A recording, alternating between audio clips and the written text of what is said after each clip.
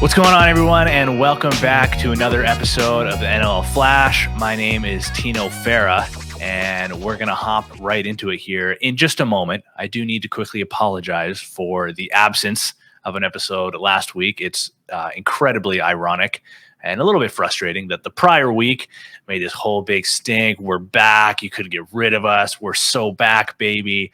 And then the following week, scheduling conflicts occur and we have to miss a week. But this time we are back.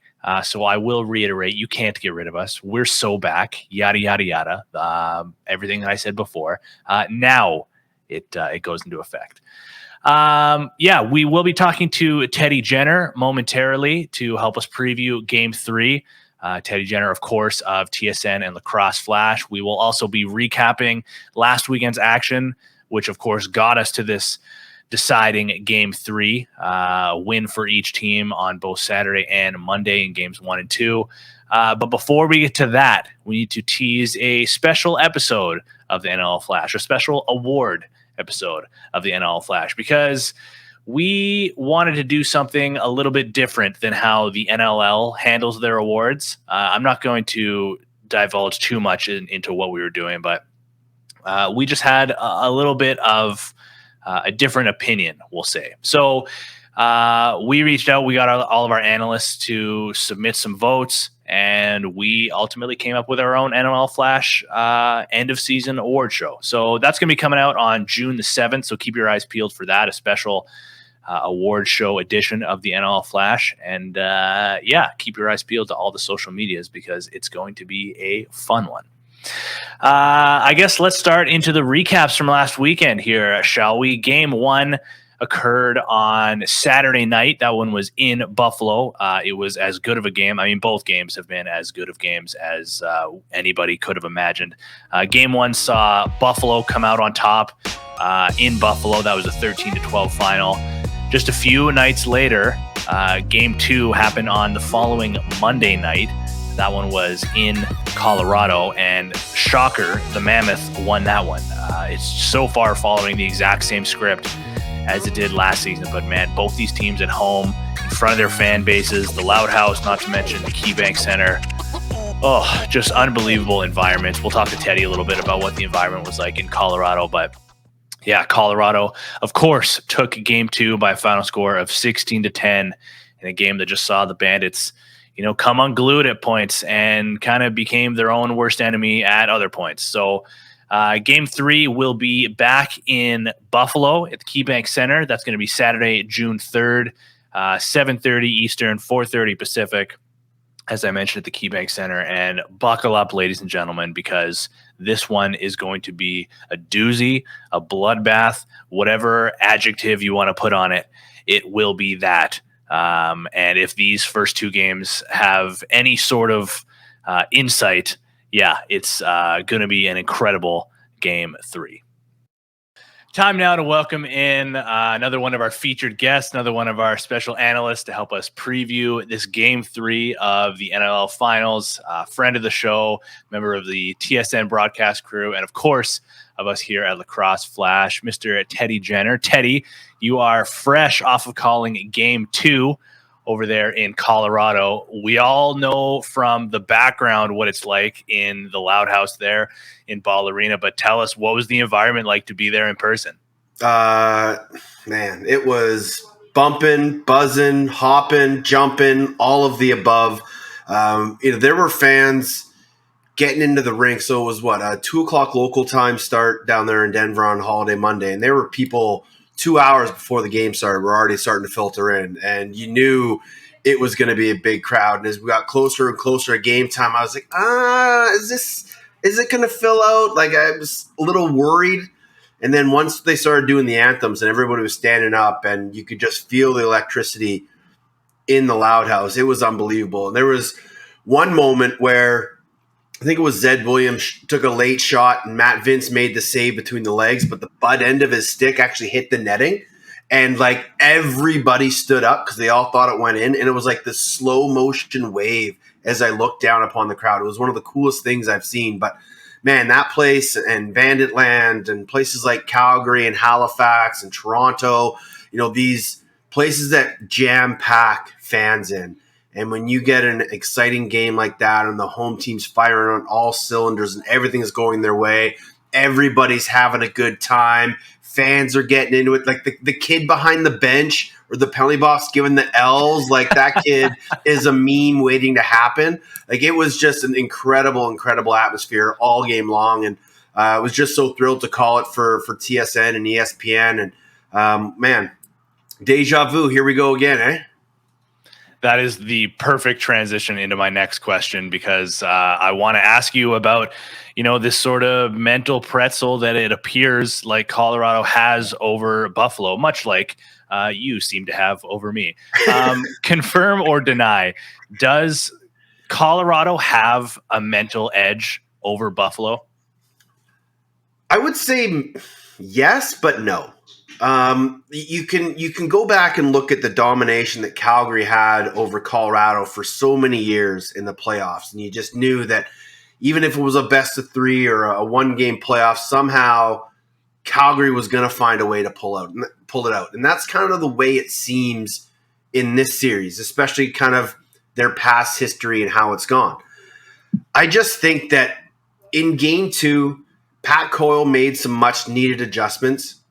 And their defense won their one-on-one battles, and that was one thing that Andrew McBride stressed to us pregame. He's like, limiting those 2 4-goal runs, takes away a whole bunch of Buffalo's offense and a whole lot of their momentum. And all we needed to do was be better on loose balls, win our one-on-one matchups, cross-check guys, don't be swinging sticks, and be smarter in transition. And I think they made the right adjustments. And then as that game went on, Dylan Ward and that defense got more and more comfortable limiting what the Bandits were doing, and they didn't allow them to go on those runs. And then conversely, at the other end, everything Colorado was throwing at the net was going in, and I think that just what's led to the frustration of the Buffalo Bandits as that game went on, just because nothing was going their way. And so they just lost their discipline, and they started to parade to the penalty box, and Colorado just kept on taking advantage. So it is a bit of a mental pretzel that they're in, because you're just like, oh, man, how come we can't win here? How come every time we're up 1 game and we're that close to winning a championship, we can't find the winning formula? But conversely, I think they just need to forget about all that. And it's easier said than done because of what we've talked about and all the past. But you literally have 60 minutes to win 1 game and you're a champion. So it doesn't matter what the past is. You can't let that sink in. And if the leadership group, Kyle Buchanan, Steve Priolo, Dane Smith, Ian McKay, and Matt Vince can keep their poise and stay focused and keep everybody on the train, I think they're going to be just fine. They're going to have Bandit Land behind them. They're going to have 15, 16,000 fans inside, and they're going to be wanting to see a championship, and they're long overdue. So at one case, yes, you can think about it from a player's perspective, and it kind of creeps in the back of your head. But the greatest of the greats, and that is why they are all-time greats, have the ability to silence the noise and the distractions and the past. And if Buffalo can do that this weekend, then all of the past gets rewritten and they're champions forever. How much of a difference in your eyes does a healthy Ryan Lee make for this Mammoth lineup? Man, it's like what Buffalo would be with a healthy Josh Byrne. It's just another weapon that balances the floor, so you don't just focus on Zed and you don't just focus on Eli. You have to worry about what Ryan Lee can do. And the dangerous thing about Ryan Lee is that he can do it in the blink of an eye. Play could be dead. It could be 4 seconds left on a shot clock, and a guy can just throw a hope and a prayer skip pass, and Lee's just going to grab it and go flying through the air for a classic flying Ryan goal. You just can never rest when you're guarding Ryan Lee. And so he just brings such dynamic and so much more offensive weaponry that it causes the floor to get more spread out and more balanced, which then leads to guys like Zed and Eli and Chris Wardle and C-Rob and Tyson Gibson's having an incredible playoffs. You get these guys that now have a little bit more room because you can't just focus and pack it in. And it's weird because this Buffalo Bandit team does pack it in. And Ryan Lee was telling us on Coast to Coast this week that when they played Calgary, Calgary really extended on them and pushed them all the way out to the wall. Like they were shutting Zeddy and Leeser off all the way at the sideboards, whereas Buffalo packs it in. And I know that's the style that they play, and that's the way that Matt Vince wants them to play in front of them. But that just plays into the hands of guys like Zed and Ryan Lee and C-Rob and Eli McLaughlin, these guys that are lethal outside shooters. So having Ryan in has just given the Bandits more issues and more concern. And I really think they might have to try and change their game plan. Sure, it worked in game one, and it's worked throughout the first two series. But now you kind of have to figure out, are you going to just live by the jam and pack it in, and die by it, or are you going to adjust and maybe start to extend and put some pressure on these guys? Because we've seen this Colorado team, once they start picking corners, it's going to be a long night. Man, it's been so much fun watching Ryan Lee, like we mentioned, a healthy Ryan Lee. I mean, those two back-to-back goals that, I mean, I think you even mentioned it on the broadcast where he scores one in one form, flying across the crease on his wrong side, and then just mirrors it from the other side on his right side. It was just unbelievable to watch. So much fun watching him now that he's healthy. Moving over a little bit more to the Bandits here, though, they're very obviously playing shorthanded here. I mean, you already mentioned no Josh Byrne in the lineup. Chase Fraser's obviously playing on one leg right now. There's no doubt, at least in my mind, that we're going to see Fraser in game 3. Do you have any insight as to whether this week's long break has been enough time for Josh Byrne to get healthy and to return to the lineup? Oh, no, I don't. And the thing is, some people are saying it's upper body. Some people are saying it's lower body. So nobody really knows what the injury is. You can go back and watch film and you can see where he might have been hurt, and you can find some other instances, or maybe that's where he got hurt.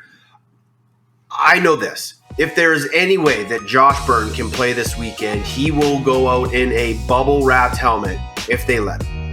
And I think that just shows the character of Josh Byrne. But ultimately, it's not always up to the player. It's up to the medical staffs and the trainers to say yes or no, you can play. So if this time off, because technically now it's been 3 weeks since they last played, when you think about it. So he's had even longer to rest than just last weekend. So I do think there is ample enough time for him to be healthy so that he could be available this weekend. I just don't know the full extent of the injury, and I don't know the full extent of how it would affect Josh Byrne being an effective Josh Byrne, because say it is a leg injury. If he's out there on one leg and can't be the dangerous and dynamic Josh Byrne, that doesn't really help your offense because it's just not the same.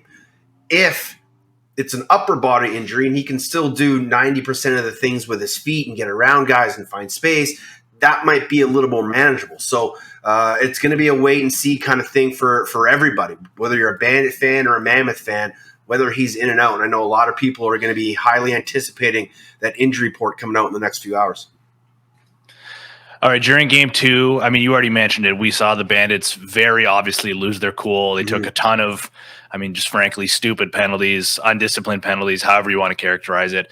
There was even that unreal picture of Matt Vince. I think he was screaming at Andrew McBride between the benches with Ashley Docking directly below them. Just incredible. You got to put that up on the wall if you're Ashley Docking. That's incredible. How important is it for Buffalo to keep their composure if they plan on coming home with the trophy after game 3? Well, it's vitally important, like I said it during the broadcast with Pat. I said, during these playoffs, the Buffalo Bandits haven't really faced adversity, and we wanted to see how they would, adjust to that. And, adversity doesn't always make character. It sometimes reveals character. And not that these guys aren't character guys, but in that moment, they lost their poise. They lost their character. They lost their discipline. And if they get down 4 or 5 goals, they have the firepower and the offensive weaponry to get back into games. It's just the Colorado team continually frustrated them, chance after chance after chance. And that starts to play in your mind. And that's sort of when the doubt starts to creep in. So the Buffalo Bandits are a championship caliber team. We all know that. They have talent front to back, and they have what it takes to win a championship. They just have to really understand that no matter up 5, down 5, even game, you have to stay poised and composed. And the moment that they start losing their discipline is the moment that the Mammoth will fully pounce on them and attack, because they'll see the chink in the armor. They'll see that doubt starting to set in. So for John Tavares and his entire crew, they have to keep everybody level-headed, playing throughout that game, no matter the situation, because, like I said, they have the ability to come back. We've seen them go on incredible runs all playoffs and all year long. So no matter the situation, just keep going forward. Keep going forward. Don't worry about the referees. Don't worry about if guys are diving at your goalie's feet, because essentially you're doing the exact same thing to Matt or to Dylan Ward, diving across the crease. That's what everybody's doing. It's not intentional. They're not trying to hurt Matt Vince. You can't take that personally. Sure, if there's some contact, you want to get in there and be team tough, but you can't just get upset every time a guy falls into your crease or every time a slash doesn't go your way. You have to soak that. You have to just take a number, remember it, and move on. Don't be selfish. Don't take bad penalties. So it has to be a 100% concerted effort by this Buffalo Bandits squad to not let all that other stuff get into their brain and always understand they have the ability to come back no matter what the score is. All right, it is finally time for us to hear your prediction, Teddy. I need to hear a score prediction for Game 3, and I need you to tell me who you think will be the MVP of these finals. Okay. Well, I am on record in our Coast to Coast preview show of saying that it would be Colorado and Buffalo going to Game 3. And I'm pretty sure at the time I said I thought Buffalo was going to win because I thought they'd finally be able to get over that hump. I don't want to go against that, so I will pick Buffalo to win. I just have this feeling that, like we talked about at the start, that Colorado just is in their brain and will be able to find a win. But I'm going to go Buffalo 13-10, and your MVP will be Dane Smith. We love that. We absolutely love that. All right, Teddy. Well, thank you again very much for joining us here on another episode of NLL Flash. As per usual, you can catch all of Teddy's work. He's a contributor on Lacrosse Flash. You can find him on the TSN broadcast. You can find him on Coast to Coast. Everywhere that you can usually find Teddy, he will always be there. Thanks again for joining us, and enjoy the game this weekend. Appreciate it, man. It's going to be an absolute beauty. Thanks for having me, Tino. A huge thank you once again, as always, to Teddy Jenner, Lacrosse Flash, and TSN. Teddy's been such a key contributor to this show throughout this entire season, and he hopped on board again to help us preview Game 3. So shout out to Teddy. What a trooper and all-time great guy. Good Victoria boy, as the folks online say. So shout out to Teddy. And that's going to do it here for us. Another episode complete of the NLL Flash. So thank you again to everybody for joining us. A reminder, keep your eyes peeled to all of our socials on Wednesday, June the 7th for the special edition award show, the NLL Flash, Lacrosse Flash, if you will, NLL End of Season Awards. That's going to be a super fun episode, so you're not going to want to miss that. And that will be live on Wednesday, June the 7th. With that being another episode, need to say thank you, of course, to everybody. Teddy Jenner again, everybody behind the scenes here at Lacrosse Flash. I've been Tino Fera, and we will see you next time.